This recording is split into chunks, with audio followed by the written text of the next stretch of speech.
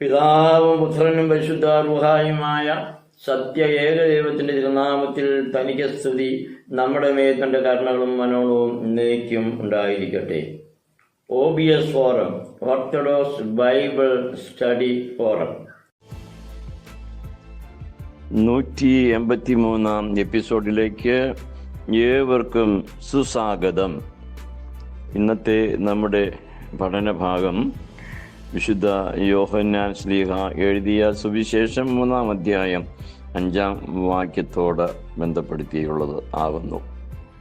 യഹൂദ പ്രമാണിയായ നിക്കോദീമോസ് കർത്താവിൻ്റെ അടുക്കൽ വന്ന് നിത്യജീവനെ പ്രാപിപ്പാൻ ഞാൻ എന്ത് ചെയ്യണം എന്ന് ചോദിക്കുന്ന സന്ദർഭത്തിൽ 2 വട്ടം സത്യം ചെയ്ത് ആമീൻ ആമീൻ ഞാൻ നിങ്ങളോട് പറയുന്നു, വെള്ളത്തിലും ആത്മാവിലും കൂടി ജനിച്ചില്ല എങ്കിൽ ദൈവരാജ്യത്തിൽ കടപ്പാൻ ആർക്കും കഴിയുകയില്ല എന്ന്. ഈ വേദഭാഗത്തിൻ്റെ പഴയ BSI തർജ്ജമയിൽ വെള്ളത്താലും ആത്മാവിനാലും ജനിച്ചില്ല എങ്കിൽ എന്നാണ് എഴുതിയിരിക്കുന്നത്. അത് ഒരു തർജ്ജമ പെശക. അങ്ങനെ വന്നാൽ വെള്ളത്താൽ ഒരു ജനനം, ആത്മാവിനാൽ ഒരു ജനനം എന്ന 2 ജനനത്തിന് സാധ്യതയുണ്ടെന്ന് സമ്മതിക്കേണ്ടി വരും. പെന്തക്കോസ്ത് വിഭാഗങ്ങൾ സ്നാനത്തെ അങ്ങനെയാണ് വ്യാഖ്യാനിക്കുന്നത്. വിശ്വസിച്ച് വെള്ളത്തെ സാക്ഷീകരണം, പിന്നെ കാത്തിരുന്ന് പരിശുദ്ധാത്മാവിൽ അഭിഷേകം. അത് ശരിയായിട്ടുള്ളതോ വചന സത്യമോ ആയ ഒരു കാര്യമല്ല. ഇങ്ങനെ 2 വിധമായ ജനനത്തെക്കുറിച്ച് സ്നാനത്തിൽ പഠിപ്പിക്കുന്നില്ല. എന്നാൽ ജഡത്തിൽ നിന്ന് ജനിച്ചത് ജഡവും ആത്മാവിൽ നിന്ന് ജനിച്ചത് ആത്മാവും ആകുന്നു എന്ന് കർത്താവ് ഈ വേദഭാഗത്തെ വ്യക്തമാക്കിക്കൊണ്ട് താഴെ പറയും പ്രകാരം എഴുതിയിട്ടുണ്ട്. എന്നാൽ വിശ്വാസ പ്രമാണം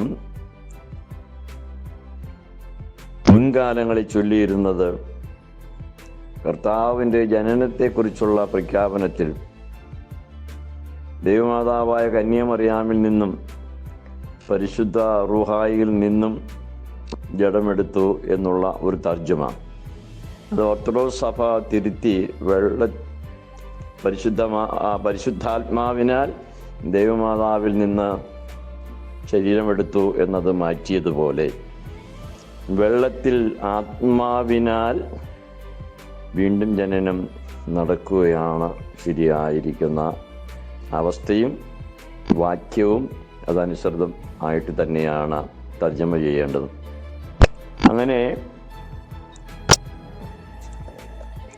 ബൈബിൾ സൊസൈറ്റി ഓഫ് ഇന്ത്യയുടെ പുസ്തകത്തിൽ വെള്ളത്തിലും ആത്മാവിലും കൂടെ എന്ന പുതിയ തർജ്ജമയിൽ വരുത്തിയിരിക്കുന്ന വ്യത്യാസം കുറച്ചും കൂടെ അർത്ഥവത്തും എൻ്റെ മൂലഭാഷയോട് ചേരുന്നതും ആണ് എന്ന് പറയുവാനായിട്ട് സാധിക്കും. എങ്കിലും വെള്ളത്തിൽ ആത്മാവിനാലാണ് വീണ്ടും ജനിക്കുന്നത് എന്നത് അത്രേ ശരിയായിരിക്കുന്ന വസ്തുത. സ്നാനത്തിൽ എന്താണ് സംഭവിക്കുന്നത്? കൊലോസ്യ ലേഖനം 2:12 സ്നാനത്തിൽ ക്രിസ്തുവിനോടുകൂടെ മരിച്ച് അടക്കപ്പെട്ട് ഉയർക്കുന്നു എന്നത്രേ എഴുതിയിരിക്കുന്നത്. റോമാലേഖനം 6-ാം അധ്യായം 1 മുതൽ 11 വരെ സ്നാനത്താൽ എന്ത് സംഭവിക്കുന്നു എന്നുള്ളത് വ്യക്തമായിട്ട് എഴുതിയിട്ടുണ്ട്. ക്രിസ്തുവിൻ്റെ മരണത്തോടും പുനരുത്ഥാനത്തോടും ഏകീഭവിക്കുന്ന സന്ദർഭമാണ് സ്നാനം എന്ന് പറയുന്നത്. തീത്തോസ് 3:6-7 വാക്യത്തിൽ പുനർജനന സ്നാനം എന്ന് എഴുതിയിരിക്കുന്നതും ഇതുകൊണ്ട് തന്നെയാണ്. പുനർജനനവും വീണ്ടും ജനനവും ഒന്ന് തന്നെ എന്ന് വ്യക്തമാണല്ലോ.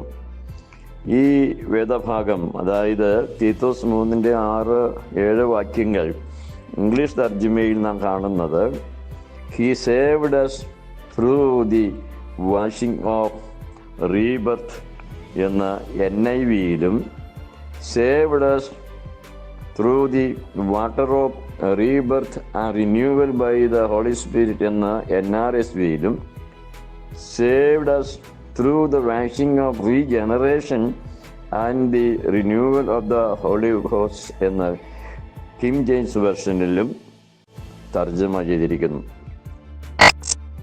അതായത് സ്നാനം വീണ്ടും ജനനം തന്നെയാണ്. സഭയുടെ വിശുദ്ധ മാമോദീസ ക്രമത്തിൽ ഈ വേദഭാഗങ്ങളെ അടിസ്ഥാനമാക്കി പിതാക്കന്മാർ വ്യക്തമായ പ്രാർത്ഥനകൾ എഴുതിയിട്ടുണ്ട്. വീണ്ടും ജനനത്തിന് ഇവനെ യോഗ്യനാക്കണമേ എന്ന് മാമോദീസയിലെ സദറായിൽ പ്രാർത്ഥിക്കുന്നു. അത് വീണ്ടും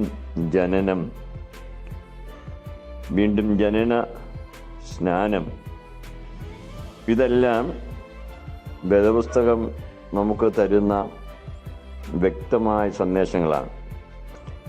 വീണ്ടും വിശുദ്ധ മാമോദീസ ക്രമത്തിലെ പ്രാർത്ഥനയിൽ വെള്ളത്തിന്മേലുള്ള പ്രാർത്ഥന ശ്രദ്ധേയമാണ്. ഈ ജലത്തെ വീണ്ടും ജനനത്തിന് സ്നാനവും പുത്രസ്വീകാര്യത്തിന് നൽവരവും നാശരഹിതവും വസ്ത്രവും വിശുദ്ധാത്മാവിൽ പുതുക്കവും ആക്കി തീർക്കണമേ.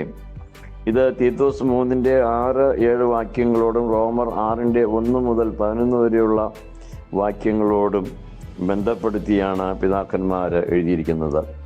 അതുപോലെ തന്നെ ഈ വെള്ളത്തെ നിന്റെ ഏകപുത്രൻ്റെ മരണത്തെയും പുനരുത്ഥാനത്തെയും ദൃഷ്ടാന്തപ്പെടുത്തുന്ന വെള്ളവും ആക്കി തീർക്കണമേ എന്ന് എഴുതിയിരിക്കുമ്പോൾ തീത്തോസ് 3:6-7 വാക്യങ്ങൾ ഒന്നുകൂടെ ഉറപ്പിക്കുകയാണ് ചെയ്യുന്നത്. ആകയാൽ ക്രിസ്തുവിനോടുകൂടെ മരിച്ച് അടക്കപ്പെട്ട് ഉയർത്തെഴുന്നേൽക്കുന്നതാണ് സ്നാനം കൊണ്ട് സിംബോളൈസ് ചെയ്യുന്നത്. അതാണ് അപ്പോസ്തലൻ പഠിപ്പിക്കുന്ന വിശ്വാസം. അതാണ് വീണ്ടും ജനനം എന്ന് പറയുന്നത്. ആത്മാവിൽ മരിച്ചവൻ പരിശുദ്ധാത്മാവിൽ ഉയർക്കുന്നത് സ്നാനത്തിൽ ആണ് എന്നതുകൊണ്ട് സ്നാനം പുനർജനന സ്നാനം അല്ലെങ്കിൽ വാഷിംഗ് ഓഫ് റീബർത്ത് എന്ന് വളരെ വ്യക്തമായി വചനം പഠിപ്പിക്കുന്നു. ആകയാൽ സ്നേഹിക്കപ്പെട്ടവരെ, വെള്ളത്തിലൊരു ജനനവും പിന്നെ കാത്തിരുന്ന് മറ്റൊരു ജനനവും വേദപുസ്തകം പഠിപ്പിക്കുന്ന ഒരു വസ്തുതയല്ല. അത് വെള്ളത്താലും ആത്മാവിനാലും വേണ്ടി ജനിച്ചില്ല എന്ന തെറ്റായ തർജ്ജമയെ അടിസ്ഥാനമാക്കി പെന്തക്കോസ്ത് വിശ്വാസികൾ വളർത്തിക്കൊണ്ടുവന്ന അല്ലെങ്കിൽ അവർ വ്യാഖ്യാനിച്ചുണ്ടാക്കിയതായ ഒരു രീതി മാത്രമാണ്. വെള്ളത്തിലും ആത്മാവിലും പരിശുദ്ധാത്മാവിൻ്റെ ആവാസത്താൽ വചനപ്രകാരം ആ വെള്ളത്തിൽ സ്നാനം ഏൽക്കുന്ന ഏതൊരു വ്യക്തിയും പരിശുദ്ധാത്മാവിനാൽ വീണ്ടും ജനിക്കുന്നു.